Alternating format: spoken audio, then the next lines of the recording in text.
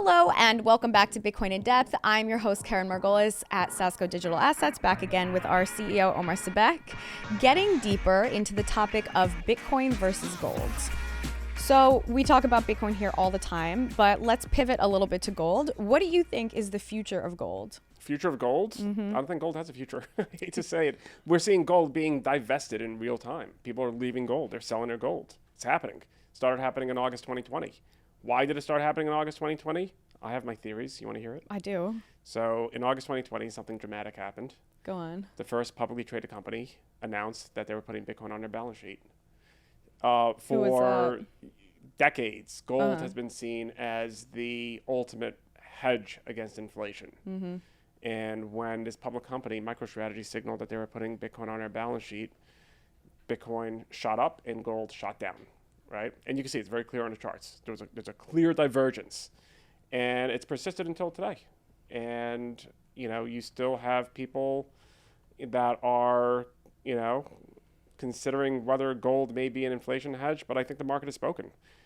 If you bought an ounce of gold 10 years ago, I think in 2010, if you bought 1 ounce of gold and you held it for 11 years until today, 2021, you actually lost money. Yeah, so that's how poorly it performed. So, but that being said... And I'm sorry, what happened during that time? Yeah. We had the most historic inflationary period of human history between 2008 and where we sit today in almost 2022. So that narrative that gold is a good hedge against inflation, totally debunked in my mind. But Bitcoin has performed incredibly well because Bitcoin is designed to it's literally designed to be a hedge against central bank irresponsibility. It's literally in the white paper. It's literally in the Genesis block. So and it does a very good job at that because it's specially engineered to do that. Gold isn't. Gold is, it has some of the same characteristics, right? Yeah. You could argue that it's open source. Okay. No one decreed that gold is going to be, a bearer asset that you can, store value in over time. All right, just kind of happened. It just kind of happened over thousands and thousands of years after humans have tried all different kinds of other things to store value over time. They just kind of, decided it was gold. Well, but so to be fair, people still do hold, and so do companies. People still do hold gold.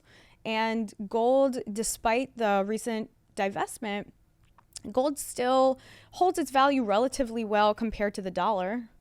And so do you think that there's going to be just no more place for that? It's thousands of years of history, right? We look at Bitcoin's 13 years of impressive history, but we're going up against something that has stood the test of time for millennia. Yeah, and some people hold silver. I don't know. I like to hold the best thing, And if gold was the best, I'd hold it. Yeah. But objectively, on every single count, you can compare gold to Bitcoin, and it has all the best properties of gold, but then it has so many, better properties. The idea, like the fact that you can send it over, the internet to someone anywhere in the world. You can't do that with gold. You can protect it with a cryptographic key. You can't do that with gold, right? Physical storage of gold is a big concern. Yep. The cost overhead. You have to hire security. You have to put in a custodial.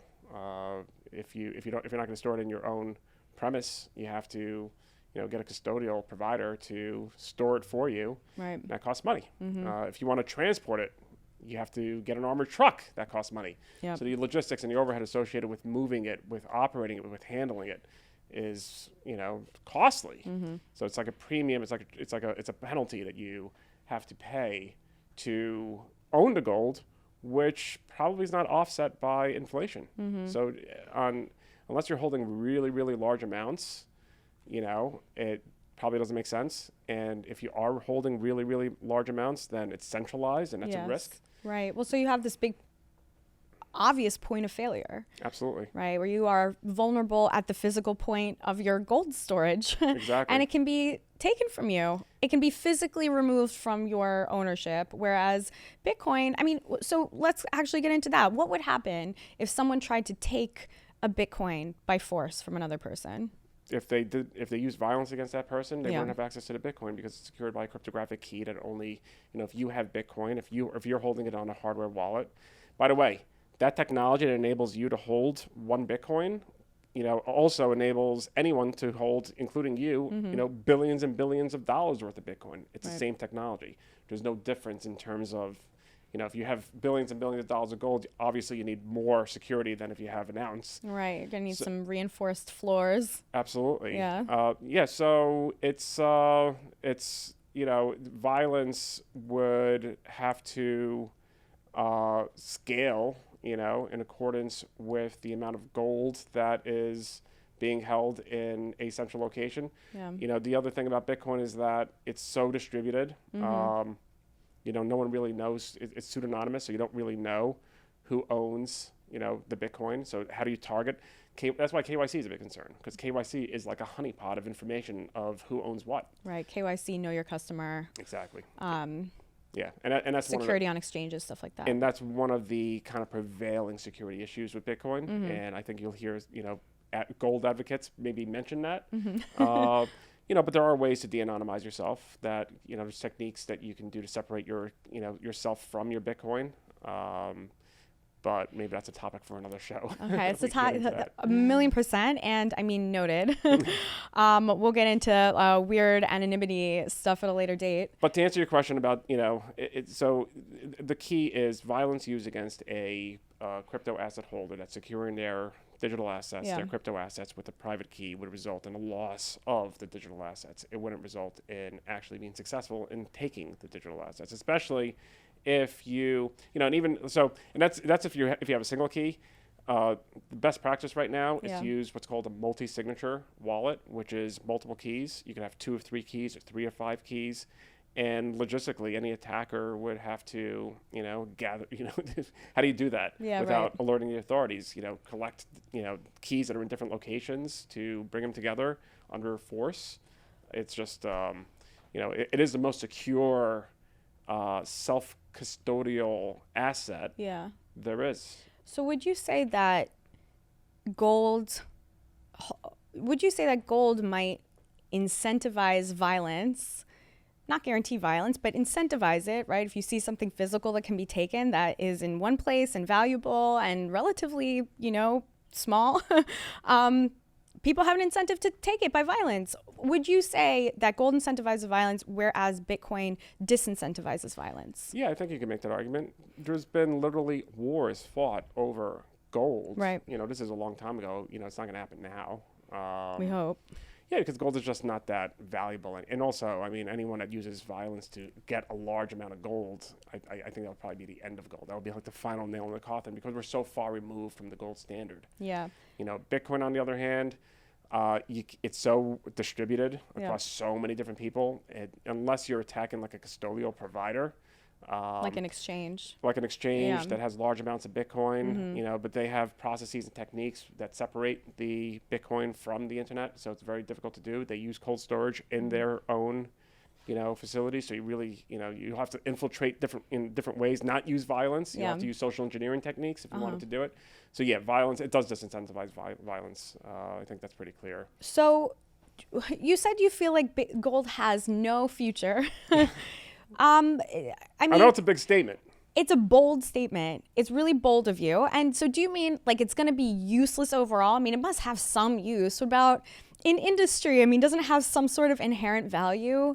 Yeah, it has industrial uses. By uses. virtue of its some utility and its scarcity? It has some industrial uses in medical equipment, in very high-tech applications, like space kind of applications. In skincare, I don't know if you knew that.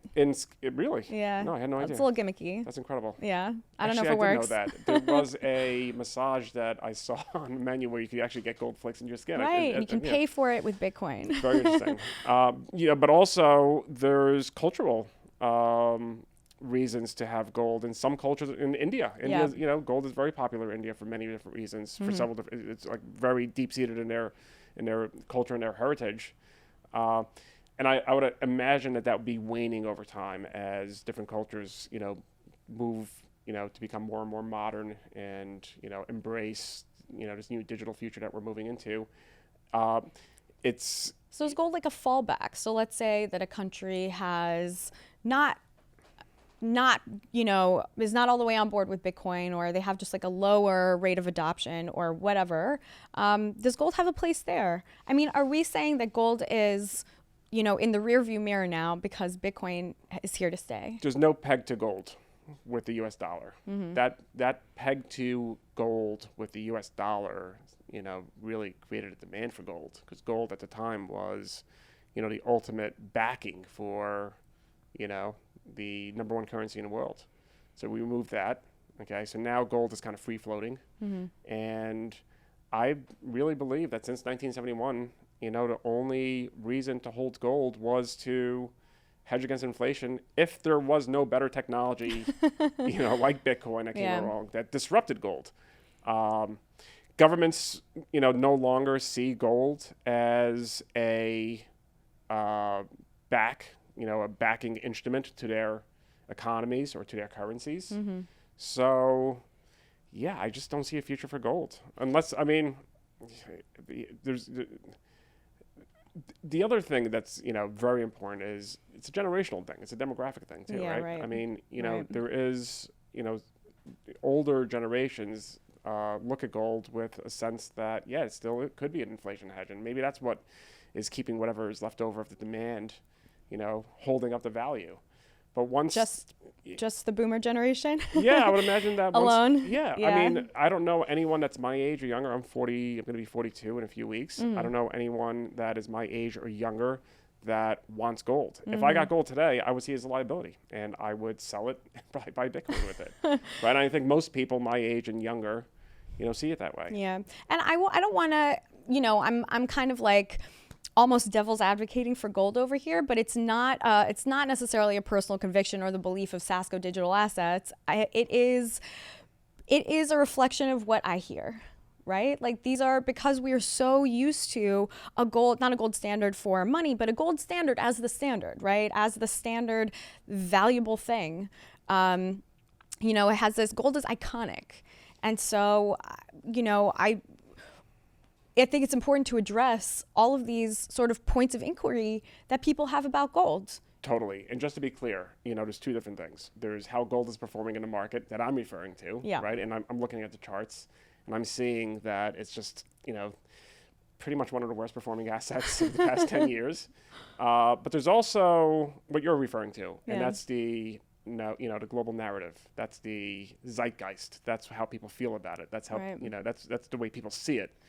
And I think that plays into what's holding up gold right now, without a doubt. At the end of the day, gold is still sold on the markets. It's on the precious metals exchanges. And, just like silver, just like palladium, just like a whole bunch of other precious metals. And there's still, as long as there's a market there's going to be a price posted for it. And as long as there's a price posted for it, there's going to be buyers and sellers. Right. So, but in terms of performance over time, over the next 10, 15, 20 years, I mean... Yeah, I'm speaking to everybody out there. If you know any gold investors in your life, have a conversation with them. Yeah. Tell them what's going on in the world. Right. Well, I mean, there's all those late night infomercials for, Fox News. Gold or silver, whatever. There's no late night infomercials for Bitcoin. It's the 60 and above demographic. Yes. Right. And they're probably, they have a lot of money, right? And to be fair, it sounds convincing. I mean, all right, can I pose a situation to you? Of course. That I feel like this is a question I've also had, right? So, Bitcoin is digital only, right? You can't like withdraw Bitcoin and have a physical Bitcoin and then just keep it somewhere. So in the event that we didn't have access to online, in some event, some crazy black swan event, okay? Let's say, because if you are hedging against something, some part of you is thinking, what's the worst that could happen that I might need to hedge against? In an event like that, in that extreme situation, does gold ever come out on top, or is Bitcoin still the more resilient store of value? So a couple things. The internet is designed to not go down. So if you're able to find electricity, you're able to find the internet, right? And that gets even better and better as time goes on. So if we have this hypothetical situation today, it's going to be difficult, but 5-10 years from now, it's going to be easier to find the internet.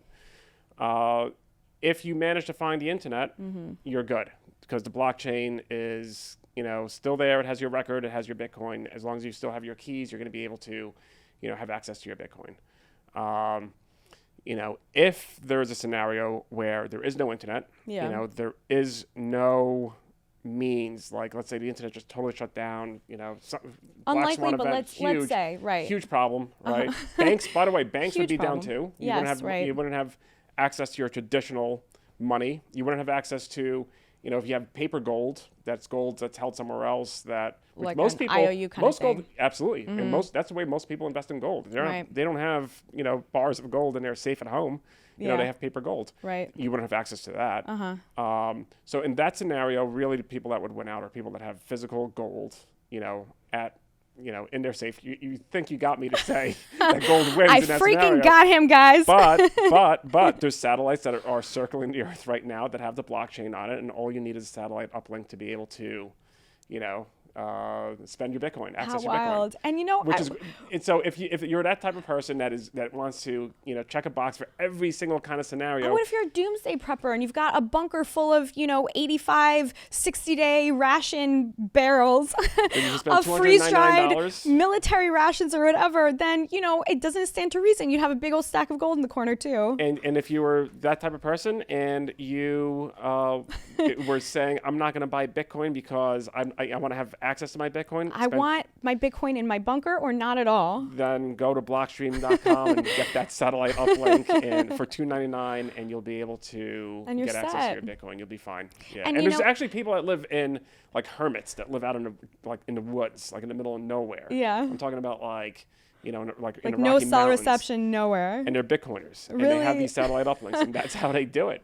And also... And that sounds, that actually sounds about right. It sounds like a doomsday prepper or sort of hermit type of person who wants to live off the grid. That sounds compatible with Bitcoin, doesn't it? Because Bitcoin is sort of like the original off the grid asset. It can enable that kind of a lifestyle for sure. Mm-hmm. Absolutely. And it's a much easier lifestyle to live because if you have gold, you have to go to a local gold dealer if you ever wanted to convert out of it. You don't have to do it with Bitcoin. Right. And the other use case for the satellite is flare gas in the middle of nowhere. There's enterprising individuals that will set up mining equipment right on top of these, these wells that are just flaring gas, and they're capping it. They're taking that gas, converting into electricity, mining Bitcoin on site, and interacting with the blockchain through that satellite. So you don't even need our coal power plants or whatever. No. You can just go find yourself a nice hot well and get yourself some Bitcoin. Be a node. It's pretty incredible. Yeah. And I mean, now, everybody's going to Mars. We're going to outer space. We're doing all this stuff. What are we going to do? Carry gold? Carry paper dollars like peasants? Exactly. No. It's just, there was a time and a place. Gold is a 5,000-year asset. It's a beautiful asset. It's a great asset. I mean, it's a pretty asset, if my ears are any indication. It's beautiful. And some people believe that the origin story for gold is that you can make jewelry out of it, and it aids in sexual reproduction when times are really bad. There are gold bugs that will say that, right? Because you could give gold as a gift to a future potential mate. Yes, and you should. Right, exactly. As you should. Right. Or Bitcoin, right? A nice little Bitcoin present. A nice 7-carat Bitcoin right here. That's what I want. So I mean, I think there was a time and a place for gold. I think gold got us to, there was a time when we were living on a gold standard, and we saw very rich cultures off of a gold standard. So would you say gold delivered us here to Bitcoin? Just like dirty energy delivered us to a place where we can start to, get our energy from renewable sources. Mm-hmm. Absolutely. It's the arc of human history. It's the arc of financial and monetary history. It's the circle of life. We needed that to get to where we are today. Yes, right. Interesting stuff, as always, Omar. Thank you so much. That's going to wrap up our In-Depth for today. We hope that you enjoyed this particular in-depth gold versus Bitcoin. As always, we really want to hear from you. This is sort of a hot debate and it's raging on Twitter. So if you guys have comments, please reach out to us, get in touch with us, leave us a nice comment, tell us what you thought about this particular episode and where you fall on this spectrum. Are you a gold person? Are you a Bitcoin bug? What are we calling them? Or whatever. I'll leave it to you. Okay, a Bitcoin, we'll get there. And yes, thank you so much for watching to the end of this video. And if you are not subscribed to our channel, what are you doing? Please subscribe now. It's so easy. You just push this button, ring the notification bell. If you haven't already, we have A+ content for you every week, multiple times a week, not to brag. And We will see you in the next video.